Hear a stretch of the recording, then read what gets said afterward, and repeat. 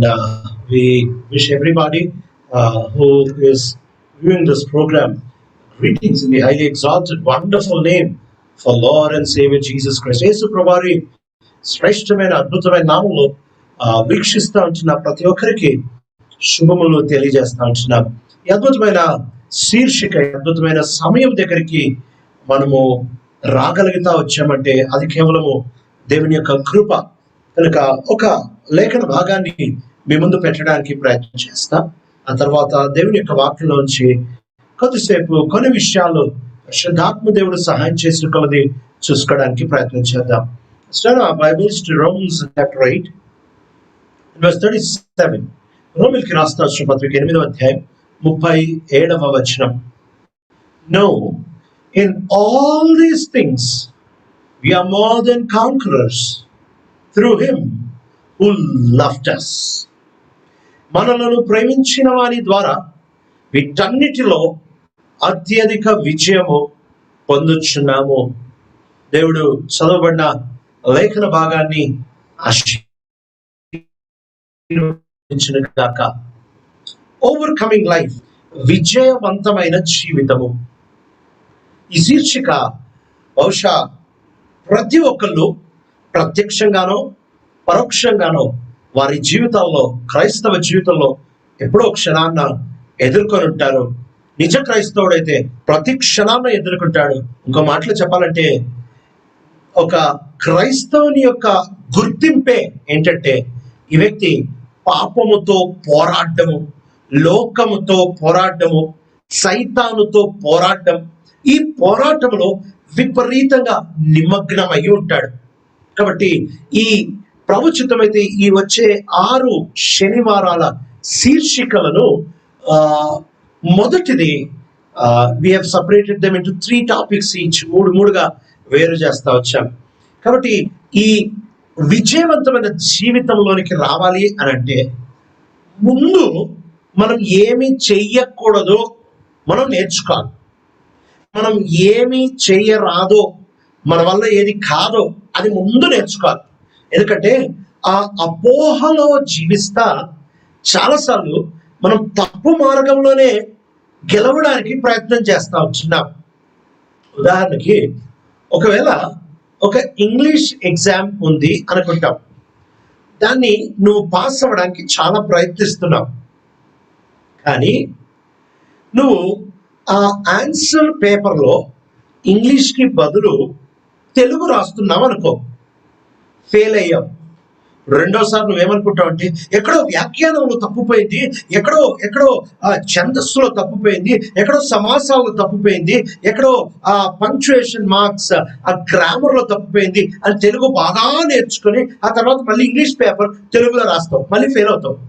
అరే ఈసారి బహుశా నా హ్యాండ్ రైటింగ్ బాగలేదేమో అని రోజు కష్టపడి నువ్వు నీ తెలుగు హ్యాండ్ రైటింగ్ ని చాలా ఇంప్రూవ్ చేసుకొని మళ్ళీ తెలుగులో పేపర్ రాస్తావు, ఇంకా మళ్ళీ ఫెయిల్ అవుతే నీకేం అర్థం కాదు. అరే నేను గ్రామర్ అంతా చాలా ప్రాక్టీస్ చేశానే, నేను చాలా చక్కగా హ్యాండ్ రైటింగ్ చాలా నీట్గా రాయడం నేర్చుకున్నానే, నేను చాలా జాగ్రత్తగా వ్యాఖ్యానములు ఏం తప్పు లేకుండా జాగ్రత్త పడ్డానే, ఎందుకు ఫెయిల్ అవుతున్నా అని చెప్పి అప్పుడు మొదటిసారి ఒక ఇంగ్లీష్ మేడం దగ్గరికి వెళ్ళి, మేడం నేను ఇదిగో ఇలా రాస్తున్నాను, ఇది నా ఫస్ట్ పేపర్, ఇది నా సెకండ్ పేపర్, ఇది నా థర్డ్ పేపర్, ఇంకా దేంట్లో కష్టపడాలి చెప్పండి మేడం, ఇంకా ఏం చేయాలి చెప్పండి మేడం, ఇంకా ఏమి ఇంప్రూవ్ చేసుకోవాలి చెప్పండి మేడం అంటే ఆ మేడం నీ ఒక్క చూసి చిరునవ్వుతో ఏమంటది తెలుసా, నానా నువ్వు చేయాల్సింది ఇంప్రూవ్మెంట్ కాదు, నువ్వు చేయాల్సింది నువ్వు వర్క్ చేస్తున్నా, నువ్వు చదువుతున్నా, నువ్వు రాస్తున్నా తెలుగు ప్లాట్ఫామ్ నుంచి చేంజ్ అయ్యి ఇంగ్లీష్ ప్లాట్ఫామ్ మీదకి రావాలి. ఆ ప్లాట్ఫామ్ మీద నిలబడి నువ్వు చేయాలి. నువ్వు ఈ దాంట్లో ఎంత ఇంప్రూవ్ అయినా నువ్వు ఫెయిల్ అవుతావు. నీకు ఎట్లా వస్తే అట్లా ఈ కొత్త ప్లాట్ఫామ్ మీద, అంటే ఇంగ్లీష్ ప్లాట్ఫామ్ మీద నువ్వు కనుక నీకేమొస్తే అది చేస్తే దీంట్లో బాగా ఇంప్రూవ్ అయిన దానికంటే దీంట్లో బేసిక్గా నీకు ఎక్కువ మార్కులు వస్తాయి. నువ్వు పర్ఫెక్ట్గా తెలుగు ఆన్సర్లు అన్నీ ఇంగ్లీష్ పేపర్లో రాసినా నువ్వు పాస్ అవ్వవు. నువ్వు ఇంపర్ఫెక్ట్గా, ఒక మాటలో ఈ ఆన్సర్లు అన్నిటికీ నీకు వచ్చేది పెద్ద సున్నా. నువ్వు ఎంత కరెక్ట్గా రాసినా, ఎంత బాగా రాసినా, ఎంత కరెక్ట్గా రాసినా, ఎంత నీట్గా రాసినా, ఏ పొల్లు పోకుండా రాసినా నీకు వచ్చేది సున్నా. ఎందుకంటే ఇది ఇంగ్లీష్ పేపర్. నువ్వు ఇంగ్లీష్ పేపర్లో కనీసం ఒక మార్క్ తెచ్చుకోవాలంటే నువ్వు ఈ తెలుగు నుంచి ఇంగ్లీష్లో రాయడం నేర్చుకో. ఏ ఫర్ యాపిల్ రాసిన పర్లే. It is better than the best Telugu to be presented in answer to an English question paper. ఒక ఆంగ్ల జవాబు పత్రికలో అతి అద్భుతమైన లోపం లేని తెలుగు రాయడం కంటే ఎన్ని లోపాలు కూడిన ఒక ఇంగ్లీష్ ముక్క రాస్తే మేలు కదా. ఓవర్కమింగ్ లైఫ్ కూడా అంతే, విజయవంతమైన జీవితం కూడా అంతే. విజయవంతమైన జీవితం అంటే ఏంటి తెలుసా? నువ్వు ఎక్కడ పని చేయకూడదు. ఈ విషయాన్ని చూడడానికి ప్రయత్నం చేద్దాం. We'll try to this day, as the Holy Spirit God gives us grace, try to briefly look into 3 incapabilities. 3 inabilities that we have within us. మనలో ఉంటున్న 3 అంతల చేతగానితనాన్ని, 3 అంతల విఫలమైపోయిన తనాన్ని, 3 అంతల ఏమాత్రము ప్రభావితము చూపలేని కోణాలని చూసుకోవడానికి ప్రయత్నం చేద్దాం. ఏ రోజైతే ఆదాము అవ్వలు పాపం చేస్తా వచ్చారు, వారి పాపానికి మూలం ఏంటి తెలుసా? ఒక చెట్టు ఉండింది, మంచి చెడ్డల తెలివినిచ్చు వృక్ష ఫలం. ఆ ఫలాన్ని గనక వీళ్ళు తింటే వీళ్ళు దేవుళ్ళలాగా, దేవతల్లాగా అవుదాం అనుకున్నారు. తెలుగు బైబిల్లో, ఇంగ్లీష్లో you will become like God, దేవుళ్ళలాగా అవుతారు. వీళ్ళు మంచి చెడ్డల తెలివినిచ్చు వృక్ష ఫలాన్ని తిన్నారు. ఎందుకు తిన్నారు అని అంటే, పాపం, మొదటి పాపం అదే, ఆ రోజు నుంచి ప్రతి పాపము అదే, దీంట్లో కొనసాగినంతసేపు అది పాపమే. ఏంటి అని అంటే, we want to live independent life. మేము స్వయం మా శక్తితో, స్వయం మా భక్తితో, స్వయం మా సామర్థ్యంతో మంచి ఏంటో చెడ్డేంటో జ్ఞానంతో అర్థం చేసుకొని మేము డిసైడ్ చేస్తాం ఏది మంచిది, ఏది చెడ్డది. ఇది మంచి చెడ్డల తెలివినిచ్చు వృక్షఫలం వల్ల వచ్చిన పర్యావసానము. ఇలా మానవుడు ఆ రోజు నుంచి ఏమి డిసైడ్ చేసినా, మంచిది అని డిసైడ్ చేసి మంచి చేసినా, ఇది చెడ్డది అని డిసైడ్ చేసి దాన్ని చేయకుండా ఆగిన, ఇది మంచిది అని తెలిసి చేయకుండా ఆగిన, ఇది చెడ్డది అని తెలిసి దాన్ని చేసిన, దేవుని దృష్టిలో మానవుడు పాపమే చేస్తున్నాడు. షాకింగ్గా ఉందా? మంచి తెలుసుకొని చేసిన, మంచి తెలుసుకొని చేయకపోయినా, చెడ్డది తెలుసుకొని ఆపుకున్న, చెడ్డది తెలుసుకొని చేసిన, దేవుని దృష్టికి మానవుడు చేసేది పాపమే. ఎందుకు? తెలుగులో ఇంగ్లీష్ పేపర్ రాసినట్టు. మరి ఇప్పుడు ఏం చేయాలి? మొట్టమొదటిది ఈ 3 సామాన్యమైన విషయాలు మనం అర్థం చేసుకోవాలి. ఏంటంటే, మనం చేతగాని వారం. దేంట్లో చేతగాని వారం? ఫస్ట్ థింగ్, దేంట్లో చేతగాని వారం అనంటే, మన యొక్క మతపరమైన ఆచారాలని మనము అనుసరించడం బట్టి పాపాన్ని జయించగలను, లోకాన్ని జయించగలను, శరీరాన్ని జయించగలను అనుకోవడము పెద్ద అపోహ. ఇదే మొదటి పొరపాటు. Religion is incapable. Religious activities are unable. The first inability you need to understand is the inability of religion to help you. మొట్టమొదటిది నువ్వు నేర్చుకోవాల్సింది ఏంటంటే, మతము అనేది నీకు సహాయము చేయదు. ఒక మాటలో యేసు ప్రభువారు ఫరిసేయుల గురించి మాట్లాడతా, వారిపై శాపాన్ని లేక తీర్పుని ఆయన వర్ణిస్తా, ఆ సమయాలలో ఆయన వారి గురించి చెబుతా ఉంటున్న మాట ఏంటి అనంటే మత్తయి సువార్త 23వ వచనం 15వ వచనం చదువుతున్నాను. మత్తయి సువార్త 23వ అధ్యాయం 15వ వచనం. Matthew 23:15. Woe to you, teachers of the law and Pharisees, you hypocrites! You travel over land and sea to win a single convert. And when he becomes one, you make him twice as much a son of hell as you are. మీ మతములో కలుపుకోవడానికి మీరు భూమి సముద్రం చుట్టి వస్తారు. అతన్ని మీ మతంలో కలుపుకున్న తర్వాత మీకంటే రెండింతల నరక పాత్రుడిగా చేస్తారు. అంటే ఏంటి? రిలీజియస్ రూల్స్ లో, మతపరమైన ఆచారాలు, మతపరమైన నియమాలు, మతపరమైన క్రమాలలో నువ్వు పాపాన్ని జయించగలవు అనే విషయాన్ని నువ్వు నీ తలలోంచి ముందు తీసేసాయి. ఎందుకు అనంటే రిలీజియన్ అనేది అస్సలు విజయవంతమైన జీవితాన్ని పుట్టించదు. చివరిలో ఒక ఉదాహరణ చెప్తా, దాన్ని బట్టి మీకు అర్థమైపోద్ది క్లియర్గా. కాబట్టి మొట్టమొదటిది మనం చూస్తే వచ్చినట్లయితే ఈ రిలీజియన్, మతము అనేది ఎప్పటికీ నీకు పాపాన్ని జయించే సామర్థ్యాన్ని ఇవ్వదు. మతం అనేది పాపాన్ని జయించే శక్తిని ఇవ్వదు. There is no religion in the world, including Christianity, that can empower you and that can strengthen you with a power with which you can overcome sin. పాపాన్ని జయించే శక్తి మతం ఇవ్వజాలదు. ఎన్నిసార్లు ఈ అపోహలో పడ్డాం కదా. ఇంకో మాటలో చెప్పాలంటే యేసు ప్రభుని సిలువ వేస్తా వచ్చిన వ్యక్తులు ఎవరు అని మనం చూస్తే పీఠాధిపతులు. వారి గురించి యేసు ప్రభు చెప్తున్నారు. ఇదే అధ్యాయం మత్తయి సువార్త 23వ అధ్యాయము 2-3 వచనాలు. అగ్ర మతంలో కూరుకున్న కేంద్రంలో ఉంటున్న మహా పీఠాధిపతుల గురించి రాయబడుతున్న మాటలు.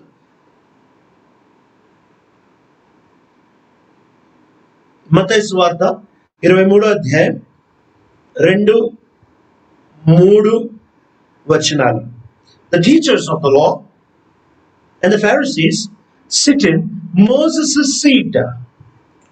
So you must obey them and do everything they tell you.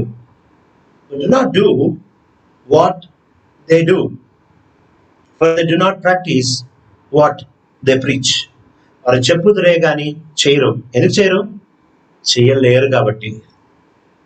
మతం అనేది, మతపు క్రమాలనేది, మతపు ఉత్సాహం అనేది, మతం యొక్క భావోద్రేకాలు అనేది చాలా కొద్దిసేపే బ్రతుకుతాయి.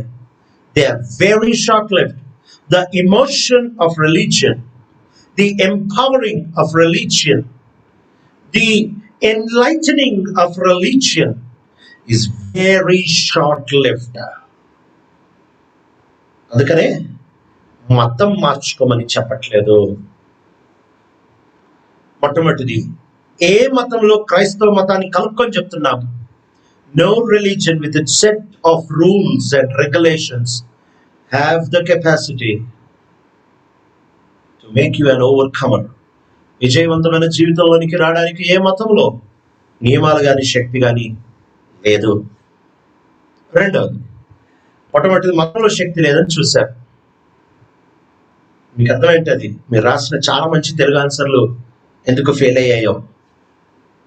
రెండవది, నీ శరీరంలో కానీ, నీ డిటర్మినేషన్, నీ మెదడులో కానీ, నీ యొక్క యాస్పిరేషన్, నీ యొక్క ఆకాంక్షల్లో కానీ, నీ దృఢమైన భౌతికమైన శక్తిని బట్టి కానీ విజయం అసాధ్యం. The second inability is in your flesh you are unable. నీ యొక్క శరీరంలో, నీ శరీరం యొక్క సామర్థ్యంలో నువ్వు విజయవంతుడిగా బ్రతకడం అసాధ్యం. నువ్వెంత ట్రై చేయి. పాత నిబంధన భక్తులు ఇలా ట్రై చేస్తా వచ్చారు. యోబు 31 Job chapter 31 and verse 1. I made a covenant with my eyes not to look lustfully at a girl. నేను నా కళ్ళతో ఒక నిబంధన చేసుకున్నా, ఒక అమ్మాయిని మోహపు చూపుతో చూడనని. దావీదు రాస్తా ఉంటాడు, ప్రభా నా నోటికి చిక్కం వేయి, మజిల్ మై మౌత్. అంటే లోపల మాటలు నేను ఆపుకోలేకపోతా, బయట నుంచి నన్ను ఆపు. External force. విజయవంతమైన జీవితం అనేది బయట నుంచి వచ్చేది కాదు. అది నువ్వు యేసు ప్రభువుని రక్షకునిగా స్వీకరించిన తర్వాత నీ లోపల ప్రవేశిస్తా వచ్చిన పరిశుద్ధాత్మ దేవుడి నుంచి వచ్చేది. Holiness is not produced by changing the environment around you or the functioning of your eyes, your ears, your mouth, your hand, your feet. ఇది ఎలా ఉందంటే, టీవీలో ఒకవేళ ఒక నీకు ఇష్టం కానీ లేక పాపిష్టి లేక పాపాన్ని ఎక్కువగా చూపించే ఒక ఛానల్ టీవీలో వస్తా ఉందనుకో. టీవీలో వస్తా ఉన్నప్పుడు నువ్వు నీ కళ్ళని మూసుకోవడం, లేకపోతే నీ చెవులు మూసుకోవడం, లేకపోతే లైట్ ఆఫ్ చేయడం, ఫ్యాన్ ఆఫ్ చేయడం, గీజర్ ఆఫ్ చేయడం, ఏసీ ఆఫ్ చేయడం, ఇవన్నీ చేసుకుంటా పోయి టీవీని అడదిప్పడం, ఇడదిప్పడం, టీవీని తలక్రిందులుగా పెట్టడం, టీవీని వెనక్కి ముఖం పెట్టడం, ఇవన్నీ చేస్తే టీవీలో ఛానల్ ఆగుతుందా? ఆగదు. టీవీని కంట్రోల్ చేసేది ఏంటో మనం గ్రహించాలి. టీవీని కంట్రోల్ చేసేది ఏంటి? రిమోట్. రిమోట్ టీవీని కంట్రోల్ చేస్తుంది. కాబట్టి నువ్వు చేయవలసిందేంటి? ఈ రిమోట్ తో ఆ టీవీని కంట్రోల్ చేయడం మొదలు పెట్టాలి. రిమోట్ తో కంట్రోల్ చేయకుండా నువ్వు టీవీని ముట్టుకోకుండా వేరేవన్నీ చేంజ్ చేయి, ఏమీ అవ్వదు. ఈ భౌతికమైన శక్తితో నువ్వు వివరిస్తే అట్లానే ఉంటుంది. అందుకనే పాత నిబంధనలో వాళ్ళు చేస్తా వచ్చింది ఏంటంటే కళ్ళు ఆపుకుందాం అనుకున్నారు. అది ఎట్లా ఉంటుంది తెలుసా? చిన్నపిల్లలు బలూన్ని నీళ్లతో నింపి ఆడుకుంటా ఉంటారు. గట్టిగా ఒత్తుతే ఒకవైపు ఇట్లా వస్తుంది, ఇంకా గట్టిగా ఒత్తితే అది ఏం చేస్తుంది? ఇంకో వైపు వచ్చేస్తుంది. అటు ఒత్తితే ఇంకో వైపు వస్తుంది. చపాతీ పిండి ఇట్లా పిసికావనుకో గట్టిగా, అది ఎక్కడ రంధ్రం ఉంటే అక్కడి నుంచి వచ్చేస్తుంది. యోబు కళ్ళు మూసుకున్నాడు, తన గర్వం రూపంలో బయటకు వచ్చింది. దావీదు నోరు మూసుకున్నాడు, ఇంకొక రూపంలో బయటకు వచ్చింది.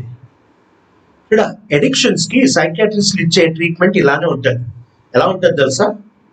పోర్నోగ్రఫీ అడిక్షన్ కానీ, లేకపోతే డ్రగ్ అడిక్ట్స్ కానీ, లేకపోతే సిగరెట్లకి, మందుకి, మత్తు పదార్థాలకి, అశీలమైన చిత్రాలు చూడడానికి, బానిసత్వానికి మానసిక వైద్యులు ఇచ్చే ట్రీట్మెంట్ ఇదే. ఏంటంటే నువ్వు ఒకవేళ పోర్నోగ్రఫీ అడిక్ట్ అనుకో, నువ్వు ఒకవేళ కామపూరితమైన మోహపూరితమైన విషయాలకి నువ్వు బానిస అనుకో, ఆయన దగ్గరికి వెళ్ళి చెప్తే ఆయన అంటాడు, ఇదిగో ఈ కోరికల రంగం నువ్వు చేయాల్సింది ఏంటో దాన్ని ఆపేసి దాని బదులు న్యూస్ పేపర్ చదువు. నెమ్మదిగా దీన్ని మానేసి న్యూస్ పేపర్ చదవడం మొదలు పెడతావు. నీకు తెలియకుండా నువ్వు దీన్ని మానేయగలుగుతావు, కానీ న్యూస్ పేపర్ ఎడిక్ట్ అయిపోతావు. సార్ మీరు చెప్పింది వర్కౌట్ అయింది, కానీ నేను ఇప్పుడు న్యూస్ పేపర్ ఎడిక్ట్ అయిపోయాను సార్. అయ్యో, అట్లయితే ఈసారి నీకు న్యూస్ పేపర్ చూడాలి, చదవాలనుకున్నప్పుడు కాఫీ తాగడం మొదలు పెట్టు. కొన్ని నెలలకి నువ్వు కాఫీ ఎడిక్ట్ అయిపోతావు. ఎడిక్షన్ ఏం చేస్తున్నారు? ఒక దాంట్లో నుంచి ఇంకో దాంట్లోకి, ఇంకో దాంట్లో నుంచి ఇంకో దాంట్లోకి, ఇంకో దాంట్లో నుంచి ఇంకో దాంట్లో మారుస్తున్నారంటే. నువ్వు నీ శక్తితో పాపాన్ని నియంత్రించాలనుకుంటే కళ్ళలో గట్టిగా నువ్వు ఆపేవనుకో అది చెవుల నుంచి బయటకు వస్తాయి, చెవుల్లో ఆపేవనుకో నోట్లో నుంచి బయటకు వస్తాయి, నోట్లో వచ్చి ఆపేవనుకో చేతుల్లో నుంచి బయటకు వస్తాయి. ఒకవేళ అన్ని ఆపామనుకో గుండె లోపల తిష్టేస్తారు. దాన్ని కంట్రోల్ చేసేది లోపల. కాబట్టి నువ్వు బయట మార్చడానికి ప్రయత్నం చేయొద్దు. అందుకనే యెషయా గ్రంథము 64వ అధ్యాయము ప్రభు ఎప్పుడైతే వారి యొక్క స్వనీతి క్రియల గురించి మాట్లాడుతూ ఉంటాడో 6వ వచనంలో మాట, యెషయా 64:6 Isaiah chapter 64 and verse 6. All of us have become like one who is unclean, and all our righteous acts are like filthy rags. We all shrivel up like a leaf, like the wind. Our sins sweep us away. దీంట్లో స్టేజ్లు మీరు గమనించారేమో. First stage ఏంటి తెలుసా?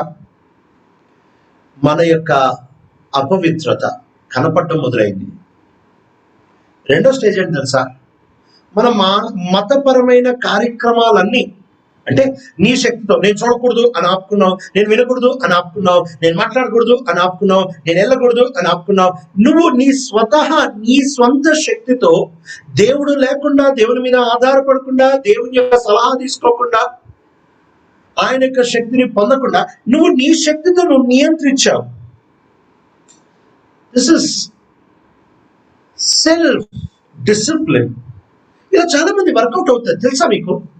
చాలా మంది సిగరెట్లు తాగే వాళ్ళు determine చేసుకొని సిగరెట్ మానేయాలని మానేశారు, తాగుడు మానేశారు. అయితే ఏం జరుగుతా ఉంది? ఒకటి మానేస్తున్నారు, ఇంకో రూపంలో వస్తుంది. ఆ ఇంకో రూపంలో వాళ్ళు గుర్తుపట్టలేకపోతున్నారు. ఇప్పుడు అంటున్నారు మనం చేసే నీతి క్రియలు అన్ని ఒకటి కాదు, రెండు కాదు.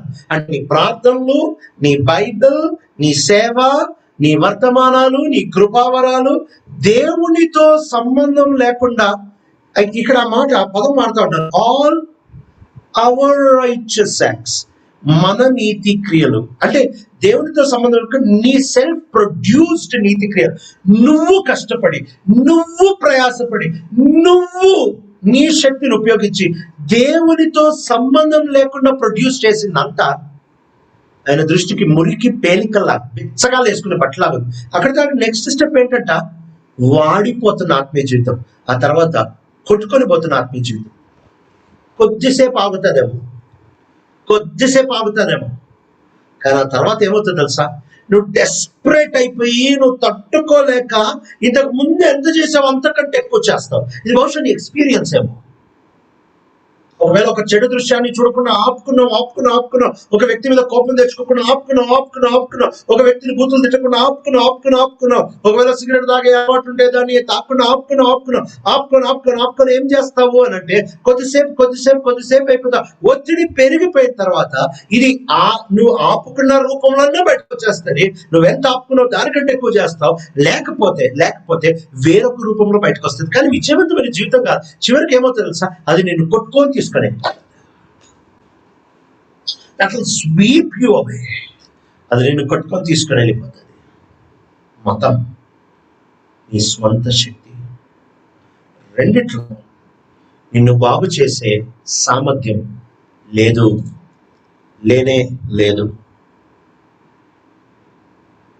అందుకనే ఎప్పుడైతే ఆత్మీయ విషయాల దగ్గరికి మాట్లాడటానికి యోహాను సువార్త 3వ అధ్యాయంలో నికోదేము యేసు ప్రభువారి దగ్గరికి వచ్చాడు. ఆయన ఎవరు తెలుసా? యోహాను సువార్త 3వ అధ్యాయం, జాన్స్ గాస్పెల్ చాప్టర్ 3.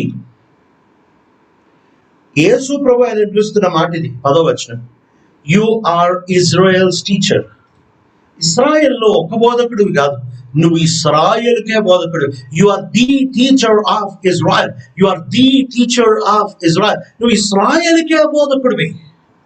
ఓ, ఎంత పెద్ద ఆయన కదా. ఈయన వచ్చి he was trying to discuss something with Jesus. యేసు ప్రభుతో ఏదో మాట్లాడదాము అని అనుకుంటా వచ్చినప్పుడు సడన్ గా యేసు ప్రభు అంటున్నాడు, నువ్వు ఏదో డీప్ గా ఏదో థియలాజికల్ ఇష్యూస్, ఏదో బైబిల్ అట్లుంది, ఏదో మాట్లాడదాం అనుకుంటున్నావు. అసలు నీకు బేసిక్ గా చెప్పనా, రక్షించబడకుండా, లేకపోతే మారు మనసు పొందకుండా, లేకపోతే తిరిగి జన్మించకుండా, ఎగ్జాక్ట్ ట్రాన్స్లేషన్ బార్న్ అగైన్, తిరిగి జన్మించకుండా దేవుని రాజ్యంలోనికి వెళ్ళడం కాదు కదా, కనీసం చూడలేవు. మాట 3వ వచనంలో చూస్తారు. In reply Jesus declared, I tell you the truth, no one can see the kingdom of God unless he is born again. చాలా ప్రయత్నిస్తున్నాడు ఈయన బాగుండడానికి. దేవుడు అంటున్నాడు, సారీ, నువ్వెంతనా ప్రయత్నం చేయి. ఆత్మ ద్వారా జన్మించకుండా, ఏసయ్య ద్వారా జన్మించకుండా, పైనుంచి జన్మించకుండా, ఆయన నీలో తన కార్యాన్ని జరిగించకుండా, నీ పాప క్షమాపణ నువ్వు పొందకుండా, ఏసయ్య రక్తం కిందకు వచ్చి నీ యొక్క విఫలత్వాన్ని నువ్వు ఒప్పుకోకుండా, ఏసయ్య రక్తం కిందకు వచ్చి ఆయన రక్తంలో నువ్వు కడుక్కోకుండా నువ్వు ఏం చేయి, దేవుని రాజ్యము, పవిత్రత, ఇవి ఏవి నీకు తెలియదు, నీకు రాదు, నీకు అర్థం కాదు. నువ్వు చేయలేవు. కొంచెం ఇంప్రూవ్ చేసుకో. నువ్వు చేయలేవు అంతే. రీడా బాగా గుర్తుపెట్టుకో, నిన్ను ఇంప్రూవ్ చేయడానికి దేవుడు రాలేదు. ఒకవేళ మనల్ని ఇంప్రూవ్ చేయడానికి మన సెల్ఫ్ కెపాసిటీ, అంటే నేను ఇది చేయగలను, కానీ ఆయన కోరుకున్నంత చేయలేదు. ఉదాహరణకి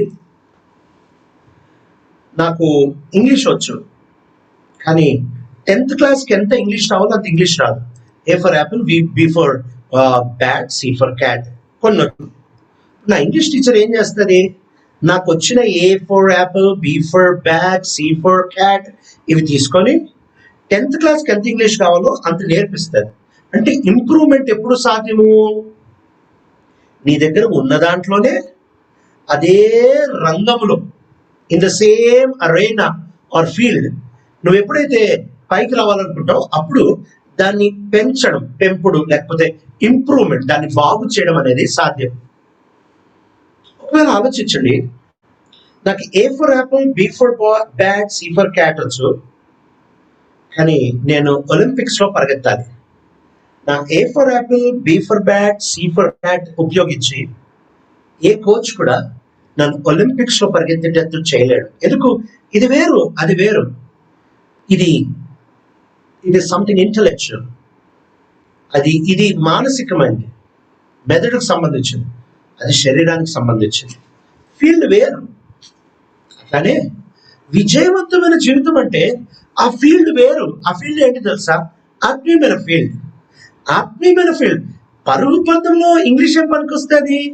అట్లానే విజయవంతమైన జీవితంలో ఆత్మీయమైన రంగం, ఆత్మీయమైన పరిధి, ఆత్మీయమైన స్థానం, ఆత్మీయమైన పొలంలో శరీరం ఏం పనికొస్తుంది? అందుకనే పేతురు ఎప్పుడైతే నువ్వు సజీవుడైన దేవుని కుమారుడైన క్రీస్తు అంటాడు, అంటే ప్రభు అంటాడు, శరీర మాంసముల చేత ఇది నీకు తెలియలేదు, this is not been revealed with flesh and blood. నీ యుద్ధం, నీ పోరాటం దేంతో తెలుసా? ఎఫెసీయులకి రాస్తా వచ్చిన పత్రిక 6వ అధ్యాయం, ఎఫిషియన్స్ చాప్టర్ 6, ఎఫెసీయులకి రాస్తా వచ్చిన పత్రిక 6వ అధ్యాయం 12వ వచనం, 12th verse. For our struggle is not against flesh and blood. విజయవంతమైన జీవితం అంటే శరీరంతో, రక్తంతో పోరాటం కాదు, ఆత్మీయ పోరాటం. కాబట్టి నీ కెపాసిటీ నువ్వెంత ఇంప్రూవ్ చేసుకో, కానీ నువ్వు శరీరంలో పోరాడితే అది విజయవంతమైన జీవితం కాదు. ఒక మాట చెప్పనా, ఒక్క తప్పు చేయకుండా కూడా నువ్వు 1 సంవత్సరం ఆపుకున్నా కూడా దేవుడు అంటాడు, మురిగ్గా ఉన్నావు నువ్వు. ఏంటి ప్రభు, నేనేం చేయలేదు కదా. ప్రభు అంటాడు, నీ శరీరం రక్తాన్ని ఉపయోగించావు కదా, అదే మురికి. మతము మనకి సహాయం చేయదు, మతపు నియమాలు మనకి సహాయం చేయవు, మతపు ఆచారాలు, పద్ధతులు మనకి సహాయం చేయవు. మ్యాథమెటికల్ ఈక్వేషన్లు పెట్టుకోవచ్చు, 3 గంటలు ప్రార్థన చేసి 10 అధ్యాయాలు చదివితే ఇంకా ఆ రోజంతా పాపం చేయము. ట్రై చేసి చూడు, ఓడిపోతాం, గ్యారంటీ. నేను ఓడిపోయాను కాబట్టి అంత గ్యారంటీతో చెప్తున్నా. నీ సొంత శక్తితో ట్రై చేసి చూడు. ఎన్నిసార్లు ట్రై చేయలేదు? ఇంకా ట్రై చేయి. గతంలో ఓడిపోయావు కదా, ఇప్పుడు కూడా ఓడిపోతావు. మానవుని యొక్క పరిస్థితి ప్రభు చెప్తా అంటున్నాడు, ఆదికాండం 6వ అధ్యాయం 5వ వచనం, Genesis chapter 6 and verse 5. The Lord saw how great man's wickedness on earth had become, and that every inclination of the thoughts of his heart was only evil all the time. మానవుని యొక్క చెడుతనం భూమి మీద ఎంత అధికమైపోయిందో ఆయన గ్రహిస్తా వచ్చాడు. తన ఊహ, తన ఆలోచనలు కేవలం బాల్యం నుండి ప్రతి సమయం చెడ్డది. ఇది ఓడలోనికి ప్రవేశించకపోవడం. 8 మంది ఓడ లోపలికి వెళ్ళారు. ఇప్పుడు ఓడలో ఉండి విధేయులుగా తర్వాత బయటకు వచ్చారు. బయటకు వచ్చిన ప్రభు వాళ్ళ గురించి చెప్తున్న మాట తెలుసా? చాలా షాకింగ్ మాట. ఆదికాండము 6వ అధ్యాయం 21వ వచనం, 21st verse. The Lord smelled the pleasing aroma and said in his heart, never again will I curse the ground because of man, even though every inclination of his heart is evil from childhood. ఓడెక్కారు, బయటకు వచ్చిన తర్వాత ఇంకా మన ఊహ అట్లానే ఉందంట. ఓడ అంటే రక్షణలోనికి వచ్చారు, బయటకు వచ్చారు. వచ్చిన తర్వాత కూడా నీ శరీరంలో ఏం ఇంప్రూవ్మెంట్ లేదు. ఇది బాగా గుర్తుపెట్టుకో. రక్షించబడినంత మాత్రాన, నువ్వు ప్రభుత్వం ఎంత నడిచినంత మాత్రాన శరీరం రక్తంలో ఏం ఇంప్రూవ్మెంట్ ఉండదు. ఎంత భక్తుడికైనా 5 బ్రేన్లే ఉంటాయి, 2 కళ్ళే ఉంటాయి, 2 చెవులే ఉంటాయి. ఆత్మీయంగా ఇంకో కన్ను రాదు, ఇంకో చెవి రాదు, ఆత్మీయంగా ఇంకో చెయ్యి రాదు. ఇక్కడ నైజము మారే వరకు ఎన్ని ప్రయత్నాలన్నా చేయి, ప్రభువుని మినహాయించి ప్రభుకి బయట నువ్వెన్ని ప్రయత్నాలన్నా చేయి, నీ దృష్టికి నువ్వు కొద్దిసేపు గెలిచినట్టుంటావు, కానీ ఓడిపోయలేవు. కొట్టుకొని పోతుంది ఒక రోజు ఆ పాపం వచ్చి.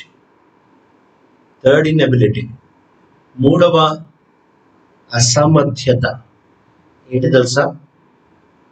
మత నాయకులు, చుట్టూన్న సోకాల్డ్ క్రైస్తవ ప్రపంచం నిన్ను బయటికి లాగలేరు. ఎవరో సలహాలు తీసుకొని నువ్వు పాపం నుంచి బయటికి రాలేవు. దేవునితో ఒక కరెక్ట్ సంబంధం లేకుండా నువ్వు ఎవరో సలహాలు తీసుకొని బయటికి రాలేవు. అందుకని యేసుప్రభువు చాలా నేరుగా చెప్తున్నాడు, you are blind guides leading blind people. గుడ్డి నాయకులు గుడ్డోళ్ళని నడిపించినట్టు ఉంటుందంట. యేసు ప్రభుతో వ్యక్తిగత సంబంధము లేకుండా, బాగా గుర్తుపెట్టుకో, యేసు ప్రభుతో వ్యక్తిగత సంబంధం లేకుండా ఎంత మంచి సిద్ధాంతంతో, ఎంత మంచి భక్తుడితో, ఎంత మంచి ప్రార్థనాపరుడితో, ఎంత మంచి సంస్థతో, ఎంత మంచి సంఘముతో నువ్వెంత పూసి రాసుకున్నా దేవుడు కోరే విజయవంతమైన జీవితంలోనికి నువ్వు రాలేవు. అందుకనే యేసు ప్రభువారిని ఎప్పుడైతే శిష్యులు తన యొక్క దృష్టిని మందిరం వైపు తిప్పుతా వచ్చారో, అప్పుడు యేసు ప్రభువారు ఆ మందిరాన్ని చూసి ఆయన చెబుతా ఉంటున్న మాట చదువుదామా? మత్తయి సువార్త 24వ అధ్యాయం 1-2 వచనాలు. Jesus left the temple and was walking away when his disciples came up to him to call his attention to its buildings. Do you see all these things? He asked. I tell you the truth. Not one stone here will be left on another. Every one will be thrown down. యెరూషలేము చుట్టుపక్కల ఉంటున్న పెద్ద పెద్ద భవంతుల వైపు ఆయన దృష్టిని తిప్పడానికి, మళ్ళించడానికి అక్కడ ఉంటున్న శిష్యులు వచ్చారు. వచ్చి, సార్ మీరు చూసారా, సార్ ఇది చూసారా, ప్రభు ఇది అన్నట్టు దృష్టి మళ్ళిస్తా ఉండడానికి వాళ్ళు ప్రయత్నిస్తూ వచ్చినప్పుడు ప్రభు చాల్సిన మాట, చక్కటి మాట అంటారు కదా. ప్రభు అంటున్నారు, మీకు సత్యం చెప్తున్నా, ఒక్క రాయి మీద ఒక రాయి ఉండదు. అంటే వీళ్ళెంత బాగా కట్టిన ఈ మందిరం, ఈ సంస్థ ఏది నాకు వేరుగా ఉంది, నాతో సంబంధం లేకుండా వీళ్ళు, ఎందుకంటే నన్ను తీసుకెళ్లి మందిరం బయటకి లాక్కెళ్ళి, నన్ను యెరూషలేము నుంచి లాక్కెళ్ళి, నన్ను ఈ స్థలాల నుంచి లాక్కొని వెళ్ళి వేరే కొండ మీద తీసుకెళ్లి సిలువేశారు. నన్ను బయటకి లాగారు కదా.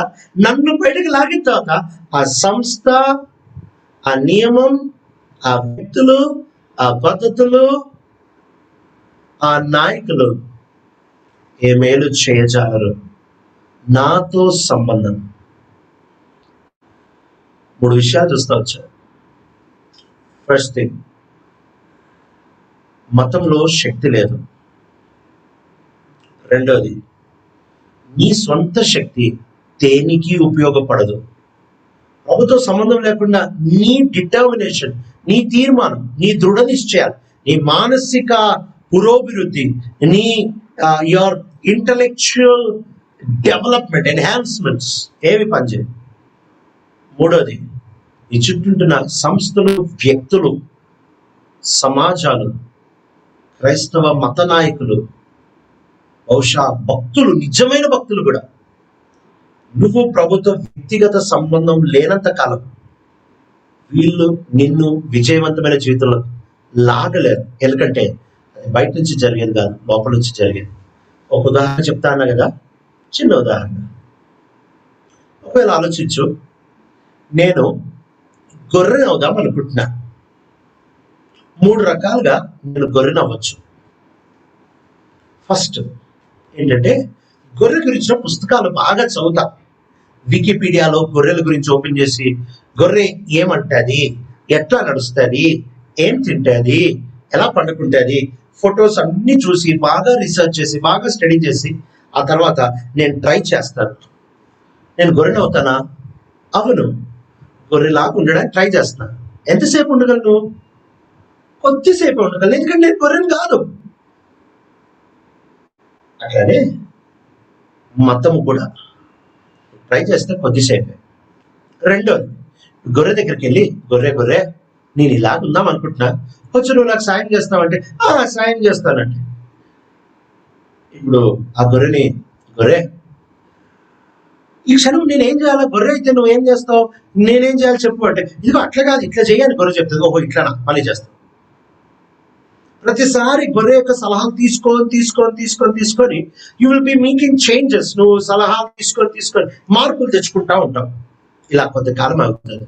ఆ తర్వాత గొర్రెతో సరే గొర్రె, ఇప్పుడు నేను నేర్చుకున్నా, నేనే ఉంటాను అని అంటే, ఎవరైనా కనుక నువ్వు నిద్రపోయేటప్పుడు నీ ముక్కులో ఏమైనా పెట్టారనుకో, లేక సంథింగ్ ఏదన్నా నేను తుమ్మేటట్టు చేస్తే అనుకో, గొర్రె తుమ్ము బయటకు రాదు, మనిషి తుమ్మే బయటకు వస్తుంది. ఎందుకు? గొర్రె బయట నుంచి నీకు సలహాలు ఇస్తా ఉంది. బయట మార్పు ఎక్కువసేపు ఉండదు. మూడోది, నిజమైన మార్పు ఏంటి తెలుసా? గొర్రె నువ్వు నా లోపలికి రా, నా జీవితాన్ని నీకు ఇస్తా, నా జీవితంలో నువ్వు నిలబడి వాడుకో నా జీవితాన్ని. అప్పుడు నీకు తెలియకుండానే నీలో గొర్రె బ్రతుకుతా ఉంది, గొర్రె నిన్ను తిప్పుతా ఉంది, గొర్రె నిన్ను మాట్లాడిస్తా ఉంది, గొర్రె తింటా ఉంది, అంతా నీ లోపల నుంచి గొర్రె చేస్తా ఉంది. అప్పుడు ఏమవుతుంది తెలుసా? 24/7 నువ్వు నిద్రపోయినా గొర్రెలాగా నిద్రపోతావు. ఎందుకంటే నీ లోపల గొర్రె నీ నిద్రపోతుంది. గొర్రెలాగా మాట్లాడతావు, ఎందుకంటే నువ్వు మాట్లాడలే, గొర్రె నీ లోపల నుంచి గొర్రెలాగా తింటావు, ఎందుకంటే నువ్వు తినట్లే, గొర్రె నీ లోపల నుంచి తింటుంది. This is the best way you can become a sheep. గొర్రె అవడానికి అతి అద్భుతమైన విధానం ఇదే. బహుశా పుస్తకాలు చదువుకొని గొర్రెలాగా అవుదాం అనుకుంటున్నావా? అది మతం. గొర్రె సలహాలు తీసుకొని అవుదాం అనుకుంటున్నావా? అది నీ స్వశక్తి, అది నీ స్వంత నియమాలు, నీ స్వంత ఊహలు. ఒకవేళ యేసుప్రభు నా లోపలికి రా, నా లోపల చూపే బ్రతుకు. క్రీడ మతం చేతగానిది, నీ శక్తి చేతగానిది. నీ పక్కనుంచిన నీ చుట్టూ భక్తులు, సంస్థలు, ప్రభుత్వ వ్యక్తిగత సంబంధం నీకు లేకుండా వాళ్ళు కూడా చేతగాని వారే.